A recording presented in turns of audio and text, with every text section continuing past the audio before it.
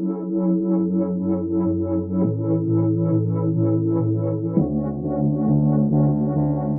everyone, welcome to conversation number 8. I have my old friend here, Nate. Nate and I go back to middle school, high school, you name it. So incredibly happy to have him on here. He reached out to me after seeing the project and he had some incredibly positive words for me, and they were equally reciprocated from myself after seeing a little bit of what he did. And he's a personal trainer, he's a health coach, and he's doing some really incredible things. And after he reached out to me, and like I said, I reciprocated that, and I was like, Nate, you're doing some great things. Let's get you on the show ASAP, man. So thanks so much for taking the time to be here. Yeah, thanks for having me, man. And man, it's been years since we connected, but like I said, or like you said, I really love what you're doing, and I want to be a part of it. Thank you. I'm glad that you're inspiring others too. Yeah, that's the goal, man. And everybody, we're on 8. Like it goes by so quick. Like everybody brings something different to the channel, but it still all has the same underlying theme of people figuring things out themselves, because they didn't maybe necessarily have a mentor, and they had to struggle through it, and it helped them evolve and it helped them become who they are today. Because as much as I know that I know you've gone through some things, I've gone through some things myself in our different paths that life has taken us, and it really, really helps etch out like who we are and our personalities, and continue to be grateful and thankful for everything in our lives. And then I know like you're actually giving back yourself, whether it be the personal training or whether it be the health coaching that you're doing, and the lifestyle mentoring I know that comes along with that, and then sharing your story of life. Yeah, and I've got a couple different projects going on. Personal training, obviously, probably one of the biggest noticeable ones right now. Definitely where my passion is at too. I love fitness. I love what it did for me. Coming from, I had kind of a rough background. As you know, in high school, I had some struggles with addictions and stuff like that. So fitness has been a huge part of what keeps me clean and gave me another passion and addiction. So I tried to spread that to others, and I came across the health coaching opportunity you were talking about, and I also do corporate wellness. Okay. So we do health screenings, and we'll go screen employees that work for very big corporations, and we take a look at their risk factors and see how healthy or unhealthy they are, and we'll try to coach them to get healthier if they need it. And that's a huge part of what I do, and that's a huge passion of mine too, because I can help motivate people to get healthy. Yeah, so. I know it's pretty easy for me to see. Like I said, we haven't talked like this for quite a number of years. We were just talking. It was 7 years, almost to the day, because in May, our 5th high school reunion. I'm trying to think. When you get old, it just all blurs together. But it's exactly what we were talking about. So you're right, man. You're doing exactly that. And like I said, we don't speak really in this manner, but what I can see through a recurring theme, obviously, nowadays is through social media. I've seen the kind of content that you're putting out, and it's always really positive and trying to help others. And it's absolutely cool what you're doing, man. Thanks, man. Yeah, as far as social media goes, it's definitely a huge platform, and as a business owner, it's something I have to leverage. I think so, yeah. I'd be foolish not to, and just like you're doing with these videos and stuff, it's a huge platform that has to be tapped into. The unfortunate thing is there's a lot of negative stuff out there. Oh, yeah. Politics, people complaining, just spilling the bad stuff, So I'm just trying to counteract that, because I feel like I almost used to be a part of that. I was a pretty negative person. Like I said, I struggled with addictions and stuff, and I kind of, along with that comes a lot of negative mindset and negative thought patterns. So I just try to counteract that and be the complete opposite of that. I try to only post positive things. Yes. Kind of train yourself to do the opposite. It's kind of like you were talking about working out your body and kind of molding your body, and it helps keep your mind healthy, of course, equally. But like you said, like kind of training yourself or only allowing yourself to post positive, whether they be comments or blogs or whatever you're doing, kind of trains yourself to only focus on the positivity. Now, is there going to be negativities too in your life? Absolutely, there's going to be. But I think there's different ways to at least disseminate that information and maybe regulate how much you're putting that out on social media, especially. Exactly. Because like you said, negative things are going to happen in your life, and they're just something that have to be dealt with. Yeah, man. But there's no reason to amplify them. Exactly. In social media or anything. Yeah, because it's not going to really help anything, right? I mean, whether it's complaining about politics or complaining about your spouse or whatever have you, it's really not going to help the situation. However, on the flip side, if you post something positive, it could motivate somebody, or it could show somebody else that, hey, Nate made it through this difficult time in his life, or something is, you just went to the gym and somebody's like, well, Nate crushed it at the gym, I better go crush it at the gym. Or I think you were taking, if I saw correctly, you take your wife and a kid, or yeah, I take my fiance. Oh, your fiance. Oh, awesome! Congrats. Hey, thanks, man. Yeah, I take her and I take her son. He's 13 years old. He's real big into sports and stuff. Yeah, and see, that's incredible. You have such a positive impact on the kid's life, and 13 is a huge stage in, this boy turning into a man, and having such a positive role model in his life is super neat, man. It's really, man. No, I mean, it's really is awesome of you. I mean, because you're hitting it on levels. You're, physically showing him how to take care of himself, and then you're able to life coach him as a good father figure should.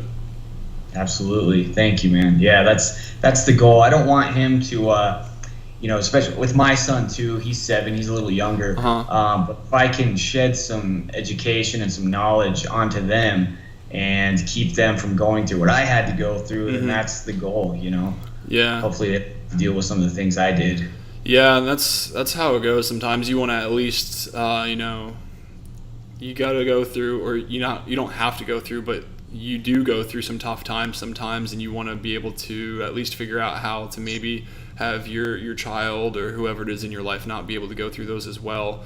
But at the same time, you don't want to have it just easy for them no matter what they do. They have to experience a little bit of resistance themselves, or else I don't think, I don't have a kid yet, so it's so easy.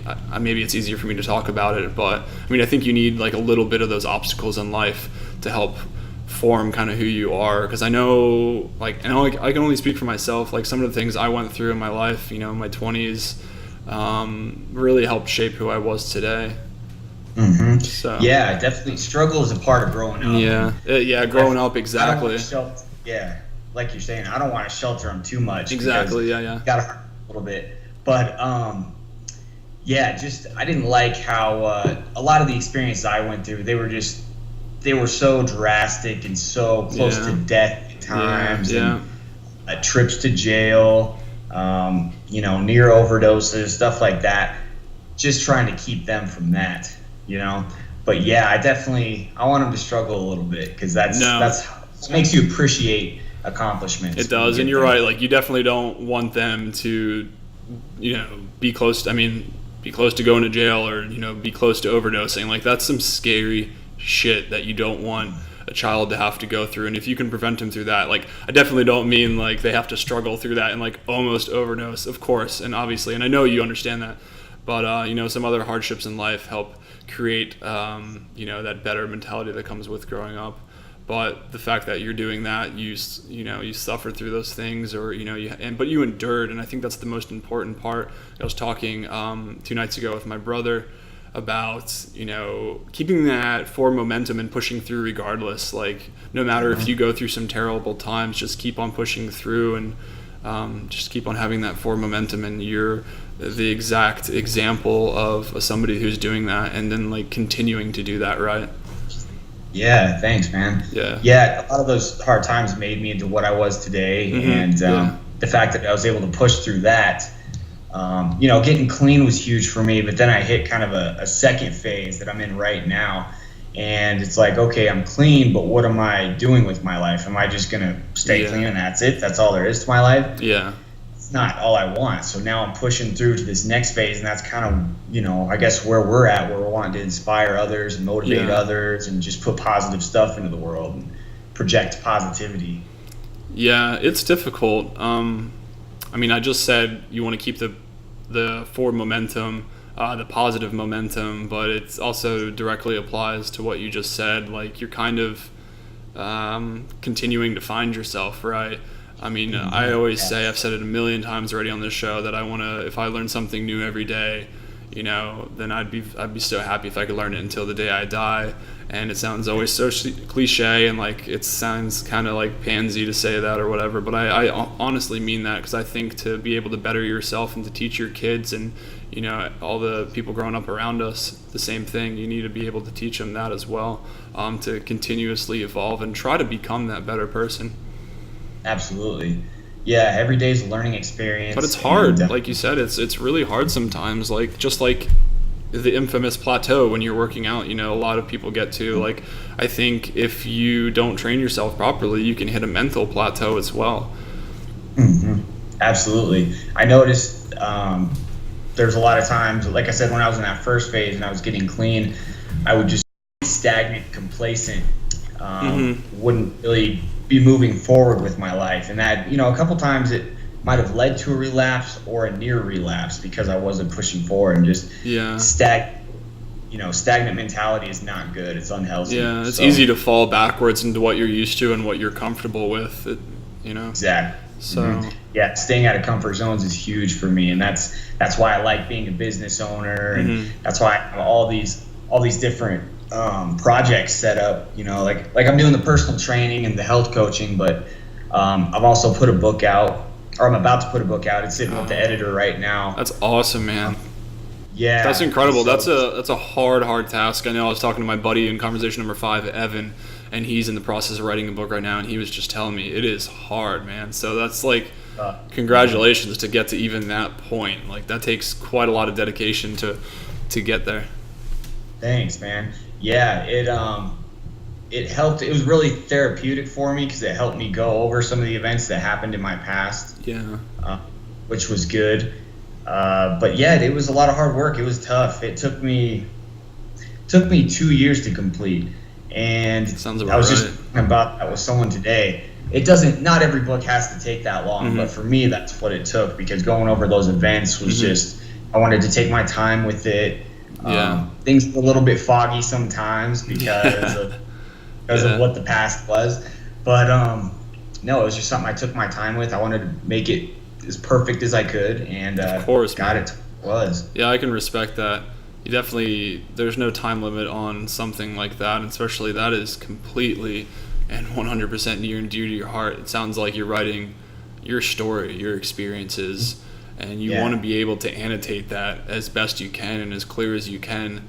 One, because it's got to be therapeutic for yourself. I know people journal, and that's very therapeutic to write down your thoughts and actually see your thoughts hit the paper. But being able to write it in such a manner that you're writing, and then you're not just like writing it so you can see your thoughts, like you're writing a book, and you're writing a book with the intentions, if I can safely assume, to disseminate that information so that a complete stranger can go to a bookstore, pick that up, and read about Nate's life and the hardships and the suffering and the victories that he went through too. And to be able to be that open and transparent to a stranger is pretty incredible. So it definitely takes a lot of guts to put all that out, man.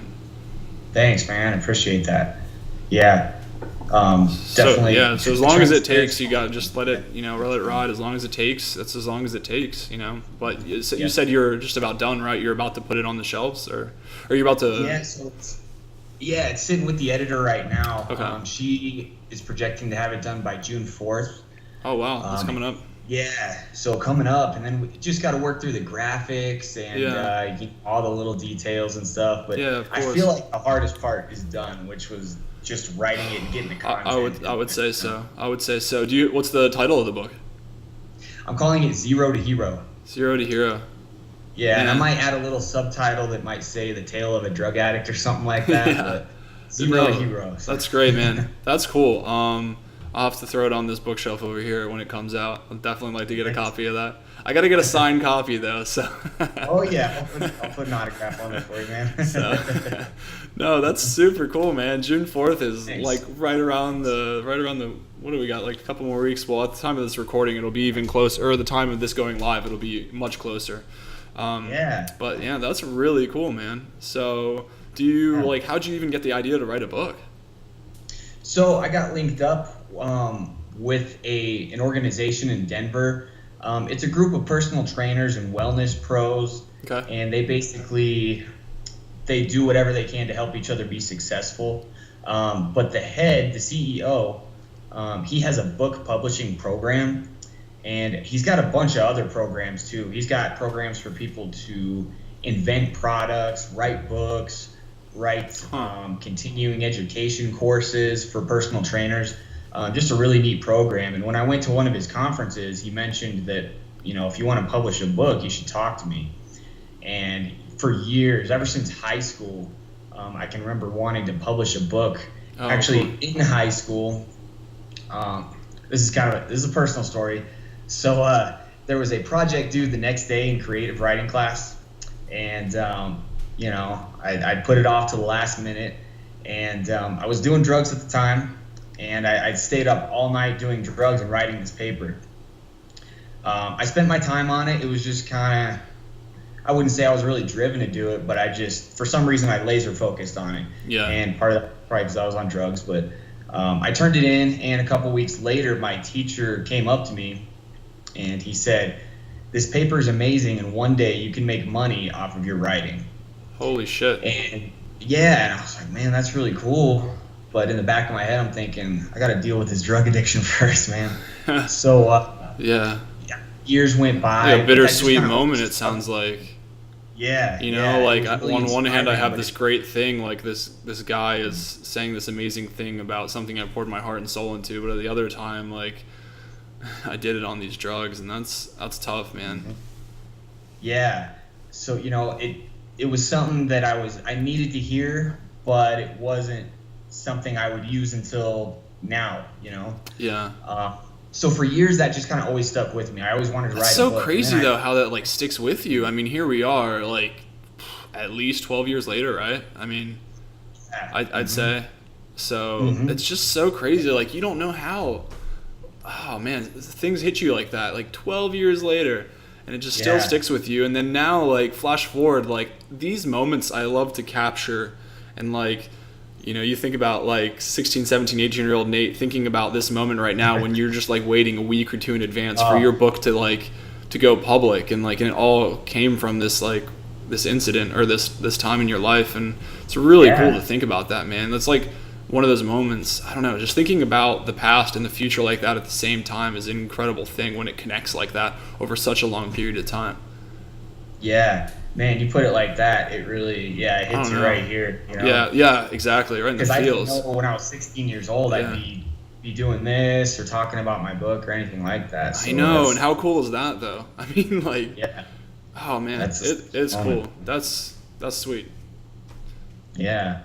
Yeah, so I linked up with him, and I told him my story, and obviously I had plenty of stories to make a book out of because of my, the streets and jail and whatever else I went through. So I just started putting content together, and slowly more ideas came, and more of a concept came, and more structure. And I eventually got it together and sent it off the editor. So that's incredible.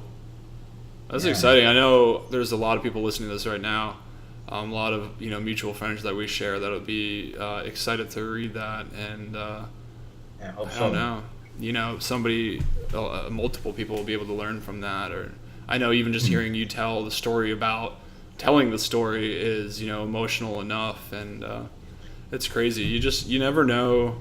I mean, like we were talking about for like 2 seconds before we started recording. We haven't seen each other for 7 years, and obviously, we were friends. We knew each other. We always say what's up or hang out a little bit, or nothing too crazy. But you don't really know what's going on in somebody's life unless you're really there with them every day. And even like, my best friend is Justin, and you and I both know Justin for years since middle school. But even, and again, like our paths change, and, I'm on the East Coast now. He's still out there with you guys, but you don't, we keep in touch, but you still know what's going on every day. And then when you catch up with somebody, you're like, holy crap, like there's some serious shit going on with you or whatever. So the reason I say that, like, I obviously had no idea any of this stuff was going on with you, but it's such an amazing thing to be able to fast forward these years, and you went through your hardships. I had my own hardships. Maybe one day I'll get into a little bit more, and they evolve, or they make us who we are, and then you're able to share them. And then now here we are, like, boom, these two timelines reconnecting when we were, parallel to each other years ago, and we separated. Now we came back together, and we're kind of doing similar but different things. And it's just an amazing feeling to be able to, I don't know, I'm feeling a lot of nostalgia right now, but it's just so cool to be able to see that come back together. I agree, man. And it's like you're saying, in high school, you just really have no idea what's going on in a kid's life.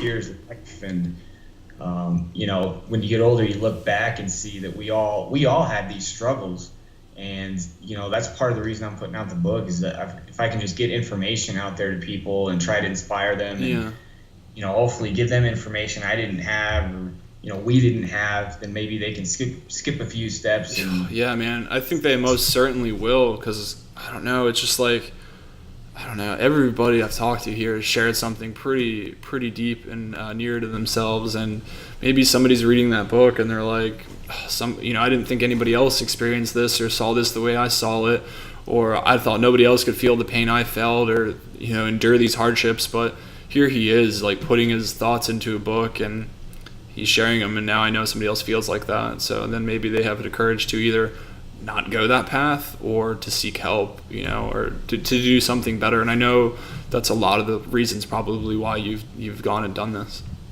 Exactly. And I'm actually, funny enough, we're talking about this. I've already started on a second book too. Sweet. The seeking help aspect, I'm trying to cover that too. Basically trying to come up with a new paradigm that helps people get clean. Because a lot of people, they're familiar with the 12 steps, the AA and the NA and all that. Sure. I got clean without AA and NA. So I'm trying to come up with a new simplified process in 3 phases that addicts can basically dive into and use to get clean. And it's my perspective. Yeah, for sure. It's going to work for everyone, but it worked for me. Yep. So I'm going to try to put that on paper and try to keep going with that. It's gonna help somebody. It's gonna help multiple people, because like you and I both know, again, relating to your when you're working with people physically, like or even when it comes to somebody's diet, like what works for them. Again, I've said this a million times, but it still rings true. What works for them may not work for your next client and your next client and your next client, right? Yeah. So I think that goes. I definitely know that doesn't go for every single person. Like, you have to tweak regimens, or you have to tweak workouts, or you have to tweak the way your mind thinks and the way you cope with these hardships as well. Like, those 12-step programs or whatever may or may not have worked for you. I mean, it sounds like you didn't do them at all. So you did this other thing and it worked for you. And there's going to be other people that work for you. There's going to be other people that it works for them as well. So do it, man. Yeah. There's going to be somebody that benefits off of it, Thanks, man. Got to share those things. Yeah. So I got that going.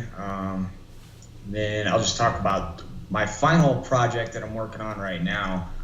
This is a big one, and something that is in the ground floor foundations, and it's a baby right now, and it's going to take a lot of special action to get it to happen. But I'm trying to start an addiction treatment center, actual center in Teller County. And I'm trying to get a loan right now from the USDA to fund that. That's an incredible project, man. Yeah, and I would try to. I'd like to use the paradigm I have that I'm writing now in my book for that treatment. Kind of like a thesis to, like, I don't know. I'm not trying to like underplay what you're doing, but like here's my plan, and not only do I want to publish it, but this is what I'd like to implement in real life and physically be able to be there, teach other people how to help other people in this manner. That's awesome, man.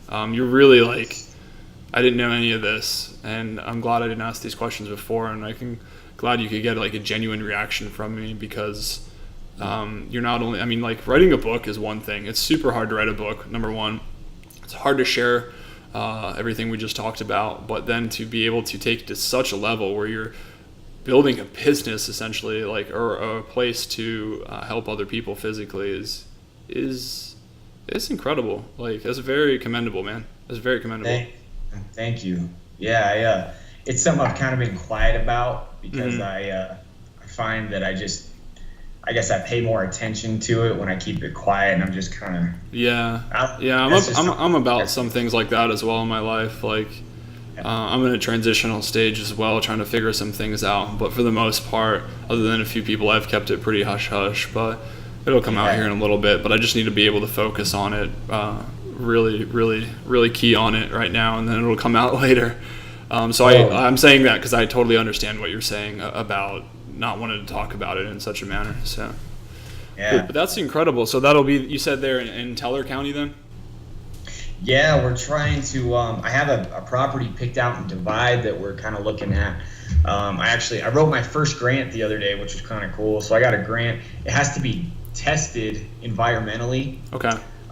So an environmental test to make sure that there's nothing wrong with the property. It's not leaking radiation or something like that. I don't know what they do exactly, but they have to make sure it's safe for people to live on and function on. So yeah, of course. I wrote a grant, got accepted for that. Oh, incredible. And for anybody that's listening or watching, they don't know what Teller County is or Divide is hopefully, well, not hopefully. Hopefully they know where Colorado is, because I know I've talked to a few people actually out of the country already. So Colorado, United States, and then there's Pikes Peak, which is one of the 14ers, and then next to this beautiful mountain are a slew of small cities where Nate and I grew up in. And Divide is just one of those small, I guess I wouldn't even call it a city, I'd call it a town. But it's absolutely gorgeous right there, nestled on the back of Pikes Peak. So to be able to pick like a serene environment, I think would be very beneficial as well. Up there in the clean and crisp mountain air with a beautiful view, just helping people get their minds and bodies straight is super sweet, man. That's pretty much the vision, man. It's tucked nicely in the woods. There's not a whole lot around it. There's it's right off Highway 24. You can still see the highway, but there's really no neighbors. It's just nice and, like you said, serene. Yeah. And that's exactly, what some of these people need coming off the streets and coming out of broken households and stuff. If we can give them that peace and that grace, I think we'll see success. I think so. And even more so, and even more so, I always eat my words on here, but that's the beauty about this natural, free-flowing conversation. Anyways, I know so because you are helping people because you wholeheartedly feel that way and you have that passion because you've had to experience these things yourself and you really want to help people. So because you have that passion and you really want to help people, I know you'll be successful. Just like, you became a personal trainer just because you did that for a personal trainer, you did that for health coach, you did that for writing the book. It's all adding up here, and it's pretty plain to see that when you set your mind to it, that you make it happen now. And the goals are just getting bigger and bigger and bigger, and that's not to diminish or to belittle anything you've done in your past by any means, but you're you're essentially like leveling up, or you're really you're reaching for bigger and bigger things. And I don't know if you see that yourself. I'm sure you do at some manner, but that's what I can see as I'm talking to you and I'm chronologically seeing these events unfold. Like, you're just like, I want to do something better physically, and I want to help people like that. So you're a personal trainer, and then you're like health coaching, and then you're like, well, I want to intellectually help people, so I'm going to write a book, and then I want to physically and intellectually help people, and I'm going to open up this center. Like, that's a crazy evolution, dude, and it's not in that much of time either. Like, it's unfolding pretty quickly and pretty incredibly, and I full-heartedly and honestly can tell you it's because of the passion that you have within you to be able to help and to be able to give back to people. Wow, thanks, man. Thanks for the kind words. It's easy. I always say to my wife, she's like, oh, you're so nice. I was like, well, it's easy to say something. It's easy to say the truth. Like, When you can Yeah. plainly see somebody is doing good or is, trying to help somebody out, and you just speak the truth, and it's, it's so easy to say. So it's nothing, man. It's like I'm a mirror for what you're doing. Like, I'm not saying anything nice. I'm just like showing you the good that you're doing, or telling you essentially. So just keep it up, man, and keep it rolling forward. Thank you so much. Thank you. It's kind of like you said earlier. I'm kind of leveling up. I feel like I kind of got that from I listened to a lot of audible books, and so I listened to a lot of like Grant Cardone and Gary Vaynerchuk. They're just really focused on success and just that kind of leveling up and just pushing yourself to your potential and just kind of seeing. At the same time, taking life really seriously, and you're taking your potential very seriously, but also almost treating life like a game and seeing how far you can get. And for sure. I totally get what you're saying. I'm trying to do the same thing in my own aspects, so I get it. It's pretty cool to be able to challenge yourself like that. And I find that a lot of times when I do challenge myself in that way, that, how do I say this? I maybe sometimes think what I'm trying to achieve is going to be too hard or too high of a task, so I set my goals lower. But I found that when I actually set my goals higher than I think they're obtainable, and then I do obtain them, I'm like, holy crap, like I can do more than I thought I could do. And I'm sure you're seeing a lot of that too. So then it kind of like snowballs effects, and you're like, well, you know what, I'm going to continue to set my goals higher and higher and higher and see if I can, almost like you said, like a game, like challenge yourself. Well, shit, I did this. Can I do this? I wrote one book. Can I write 2 books? Can I write a book about this plan that helped me? Well, then, okay, I can do this. And I crushed that. So can I open up a center? And then God knows what you're going to do after that, So that's awesome that you made that connection. Yeah. So you're leveling up. Like I said, it's incredible. And it's almost scary to see where you're going to take it next.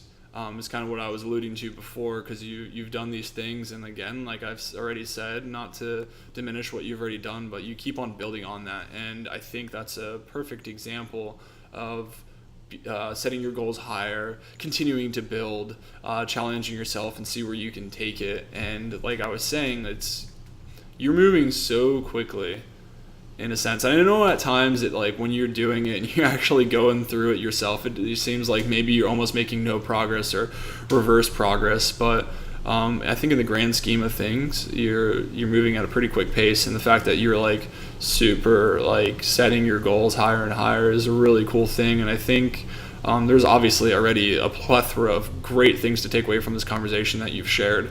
And I think another one that somebody should really take away from this conversation is to continue to then challenge themselves. And just because they maybe set the bar higher once, or they set the bar higher twice, that they can continuously set the bar higher if they so choose to. Yeah, no, that was dead on, man. And just like you were saying with pushing your potential, just a couple things that I wanted to mention. I heard this from Grant Cardone once. He said, setting the bar high is a good thing, and you want to set it as high as possible, because even if you do fall short, would you rather fall short on $1 million, or would you rather fall short on $100? Yeah. So setting the bar high is just, I think every human should do that, because it's going to test your potential and test what you're really capable of. No, I completely agree. And I've read, I think, only one book from him, the 10 times rule, I think it was called. And 10x theory, or however, I can't remember how he describes it, but it does have a lot to do with, like, obviously setting your goal 10 times higher. No, I do think, like, because he was like so like 100 miles per hour all the time with like the 10 times things, but I think like that definitely works. And obviously we are definitely backing up the notion of setting your goals higher and higher. However, I think sometimes maybe you can get in a position to where you've set it entirely way too high, and you just automatically set yourself up for failure. And I think that's like something over experience, you kind of figure out like what your normal limitations are, so that not maybe just setting them outside of your reach or a little bit farther than that, but you definitely don't want to like shoot for the moon and you're just trying to cross the street or something. I don't know if that makes sense, but like there's setting the bar higher, but there's not setting the bar up like to where you're inevitably going to fail. Yeah, absolutely. And when it comes to that, kind of like you said, you just got to be realistic with the process.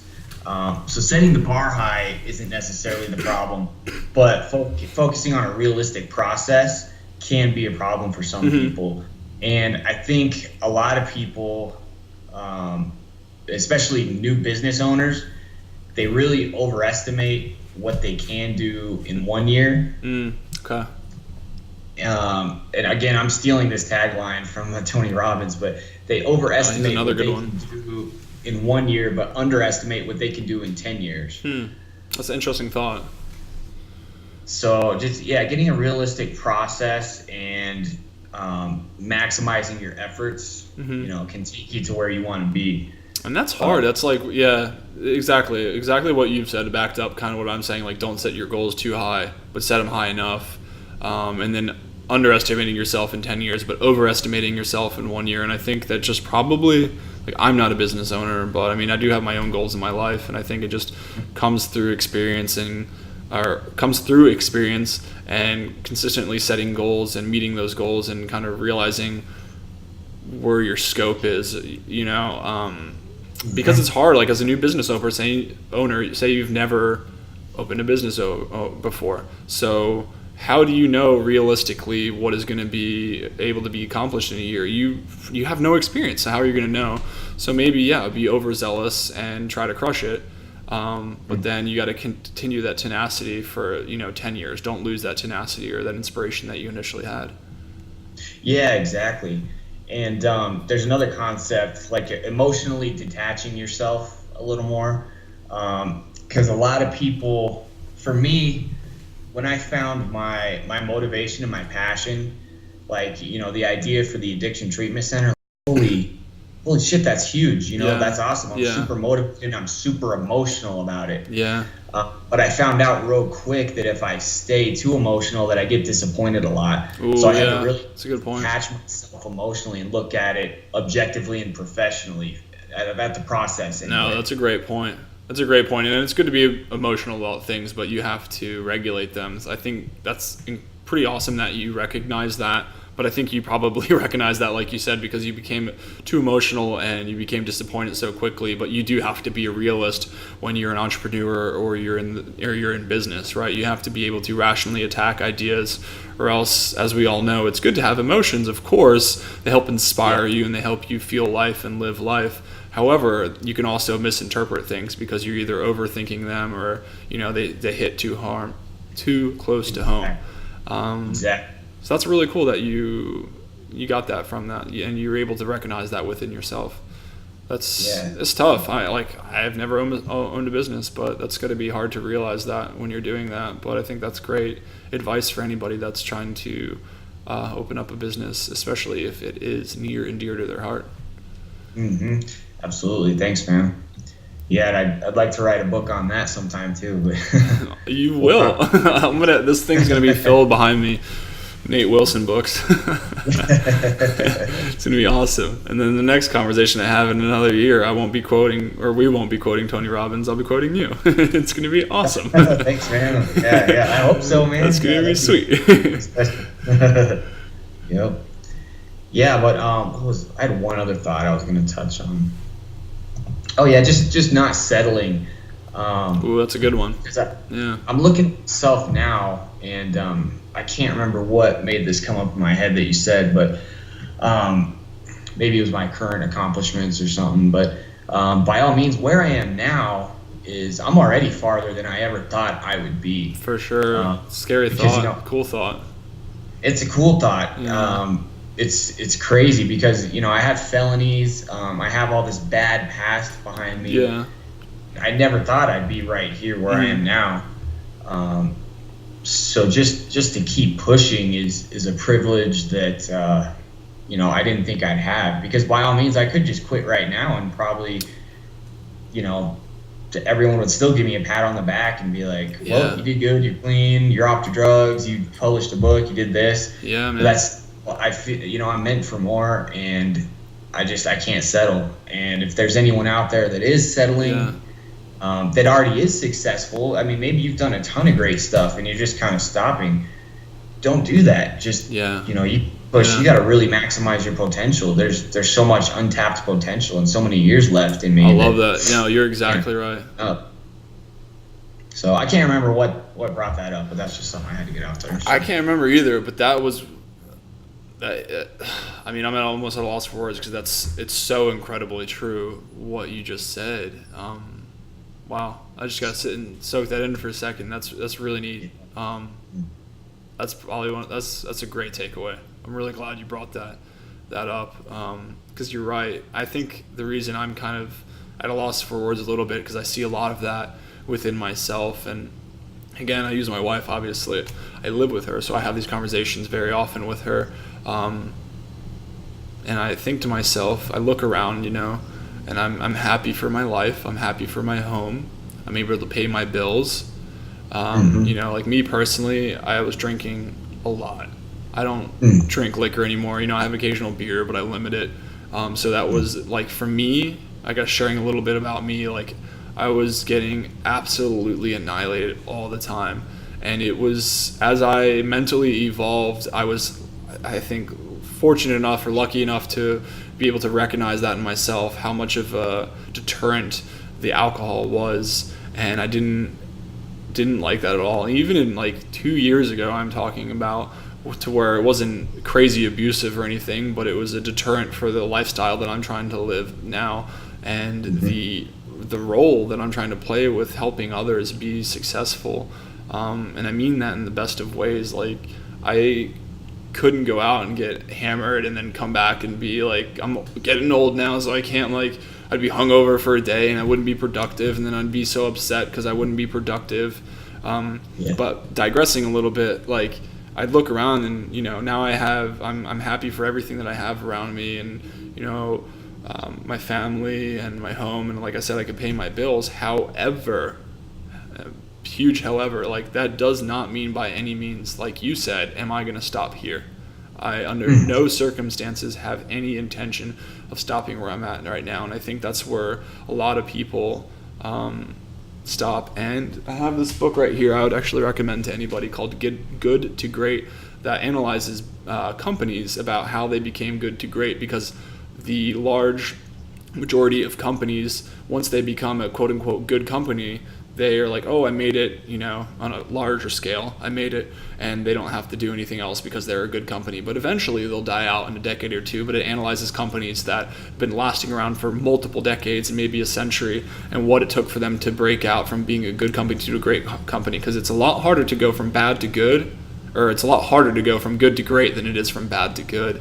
And I see that in my life at all. So even, it's a business book, but if I related it to my own personal life. So I would recommend that to you or to anybody else. It's a really easy read, but to just, again, I'm piggybacking on everything you said. Like, just because it's good around you and just because you're continuing to do good things, it doesn't necessarily mean at all that you stop what you're doing. Like, why not continue? And like, who knows? Like, we were talking about you in high school. Like, you would have never seen yourself where you're at now, with all the accomplishments you've done and everything you've achieved and how much you've helped give them back. So, like, think about another 12 years in the future, like, and it just compiles. It's like the rule of 72, compound interest, like a financial term, of course, but a compound interest is, the most beautiful thing, as per Einstein. And if you have more money makes a larger percentage, and that larger percentage makes a larger percentage. So if that can happen in finances, why can't it happen in some, the fruits of somebody's life? So I think I'm trying to piggyback off of what you said in a different manner, but I see it in my own life, and I see it in your life. You're a shining example of that, and you just said it yourself. So I think, a huge takeaway for everybody is to continue. And we've talked about momentum a lot recently, but just continue the momentum and don't ever stop, and don't ever think you've reached your limitations or your cap. And like we said, like, you do get that emotional and physical plateau in whatever you're doing, but maybe and physically, we can relate, like, try a different workout, try a different exercise, do more sets, do more reps, do more of this, do more of that, or whatever, change your diet. And I think that's super, super applicable to the mental game and achieving and conquering your goals and setting new goals and attaining them higher and higher and higher. Yeah, no, you totally hit it on the nose there, man. Basically just putting emphasis on what I said and just constantly taking action and taking that next step and making that next video or making that next book. And there's no limit, really. Yeah. And piggybacking on what you said about that book, that's kind of my second book is gonna be similar to what you were talking about, going from good to great. Yeah, you even said that. That's crazy. That I don't know. It's all related. Of course, it's gonna come out, but that's really cool. Yeah. So basically, what I see is a lot of addicts get clean, and I kind of already mentioned this earlier. And they kind of stay in phase one is what I call it. Okay. And, clean, they have a job. For the most part, they're stable. They probably still have some underlying issues, but they're really not pushing their potential. And I'm going to try to dissect what it takes to get to that second phase and push yourself to that maximum potential, So I'm glad you touched on that. And that book sounds interesting. I'm going to have to check that out. Yeah, that's a good one. And the book I'm about to talk about, Third Circle Theory, is another one that really spoke to me. It didn't have anything to do about addiction or what have you. However, it did. I read this about 2 or 3 years ago in a time of my life when I was trying to transition mentally, like kind of what we're talking about. And a huge thing that I try to get through in this channel is not only did you and I come from our certain backgrounds and then figure it out ourselves, but I always say to give back and to teach others. I say it every time. So this book is talking about the 3 circles. The one circle of what I just said, like we didn't really know what was going on and we're living our day. We're waking up, we're going to work, we're going to sleep. We're waking up, we're going to work, we're going to sleep. We're just going through the process. We hate Mondays, we love Fridays, we can't wait for the weekend. I hate that mentality. You break out of that in circle 1. Circle 2 is still a great circle. And there's a lot of successful people that are in this quote-unquote circle 2 that are, financially successful, spiritually successful, whatever have you. And they've done a lot of great for themselves. However, the rarity is breaking into that third circle, which you and I'd like to think are definitely breaking into it, to where not only, and I'm not by any means saying I'm like financially or emotionally or spiritually rich. However, as I'm trying to obtain all those things and continue to find myself, as we've talked about, that third circle, again, is to be able to give back and to teach others and to be able to really reciprocate. And I know I just mentioned Steve Jobs when I was talking to my brother a few nights ago, but Steve Jobs, he just really, when you go listen to his videos on YouTube or you listen to him speak, whatever he says, he just has a great mindset, and he really preached this kind of mentality that I'm talking about right now. So that's another good book I'd recommend to you. Absolutely. I'm going to have to check that out. That sounds pretty much on point with what I'm trying to do. I'm just going to tell it from the perspective of a drug addict, basically, and hope that I can put a bridge between There's other most addicts. Definitely a need for that, my friend. Yeah, definitely. I think any idea that you have right now that you're trying to put into paper is a great idea, and somebody will be able to somebody will benefit off of it. Thank you, brother. Thank you. So just do it. No, man, it's like I said earlier, it's so easy to give the encouragement when it's like so obvious to me that, I don't know, when you're just doing something with such good intentions, I'm like, of course, like, I want to see you succeed. Like, it's so, sometimes you see people, they get like maybe envious. They see maybe their friends or their coworkers or somebody like, oh, they got that promotion, or, why didn't I get that promotion? Or, Nate wrote a book, why didn't I, my book, or whatever. Like, people can be very envious, but I think it takes a different person and a different mindset to be like, man, I'm stoked for you. I'm stoked for what you're doing. Like, I remember talking to, Mary 4 and 2, like, she was conversation number 4. Mary's doing cool things in Arizona, man. She's like opening up CrossFit gyms. She has the hard water clothing, the athletics that she's doing, and she's like crushing it, dude. And like, I see another friend like that, and I get so stoked for them, and because not only am I happy for them, but then in return, it like motivates me, like, hey, I'm better get my shit together, like, exactly. And it keeps me honest, you know.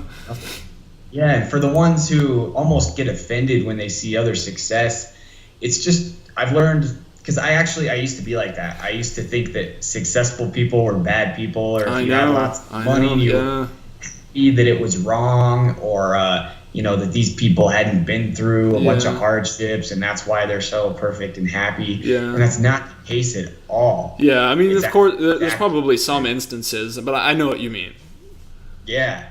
Yeah, and so I almost used to get offended when I'd see successful people, which sounds really funny to me nowadays, because I'm like, wow, how pathetic is that, you know? Yeah. So it's tough, though. I mean, I know what you say, and I definitely, I think everybody's envious at some point in their life. Like, the grass is always greener, as the saying goes, from the beginning of time. But it's definitely tough, and it's hard to get to a state to where, and some people, and some people are just still stuck in that second circle, if I may use that again, and they may be financially rich, maybe driving that nice car, and I feel like they're gloating that car, or that's probably not even the right way to use that word, but they're showing off this car, and you're like, man, what a dick, or whatever, like, why has he got to flaunt his watch, or whatever, and some people, let them live their life, but to be able to be that guy or that girl, whoever you are, and just be able to like make it and be humble, because I think humility is a huge thing, like to have that, and then be able to, like, what kind of person does it take to like be able, they made it, quote unquote, whatever that means to them, maybe they're financially free, and then they're not like throwing everything around, like they're not throwing money around, they're not like doing all this fancy stuff, but instead they're using that money for good, like Bill Gates and Melinda Gates with the Bill and Melinda Foundation, they're doing incredible things with billions of dollars, and exactly. Like, that's the kind of stuff I'm talking about. So it's understandable, like, so when you say like you were kind of like saw somebody in like a better position than yourself, maybe you're like, man, screw that guy or that girl or whoever, but I think everybody's there, because everybody's pretty much always going to see somebody that's in a higher state than they are, but whatever. And it's like, again, since we're to keep on talking about working out just a little bit, since that's a huge part of your job, is a lot of people go to the gym and they're like, man, I wish I had her body, or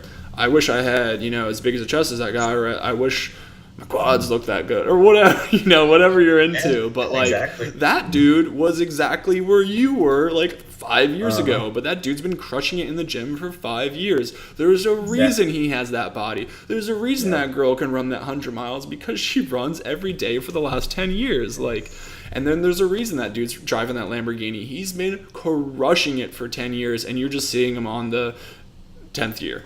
Like, yeah, man, nail on the head there, because that's exactly what I realized, is I didn't take into account how much work it takes to get to that point. And now that I'm in, trying to break through into that third circle, and I'm more inspired, if I see someone that's more successful than me, I think that's awesome. I'm going to use that for fuel. I'm going to go talk to that person. Exactly. Like, talk to them. Like, what do you got going exactly? on? I want to know what his mentality is like. That's good. That's inspiring. For sure. And you do get some cocky people out there. That's what I'm saying, man. It happens. And you got to have a lot of humility, even in that, and being that person that's going to ask, like, hey, man, like, you're obviously doing something right. Like, what are you doing to get that? That's tough, but there's going to be assholes everywhere, in any kind of manner, whether that's at the gym and you're asking for some advice, or whether financial advice or entrepreneurial advice or whatever have you.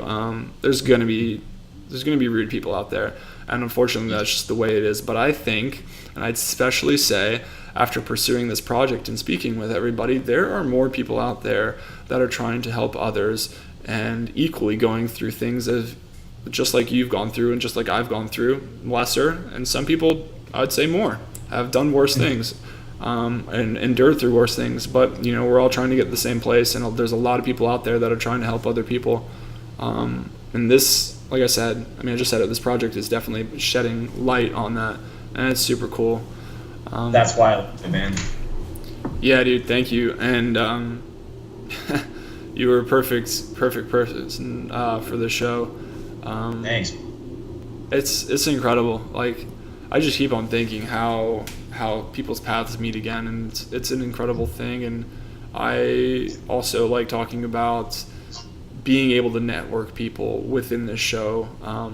So like, God knows, maybe, there's something that somebody in another conversation could help you with, or I don't know, like maybe anybody just watching this, like, hey, I never knew how to start a t-shirt company, or I never knew how to be a personal coach, or man, maybe I'm struggling with addiction and Nate would be the perfect guy that I can talk to.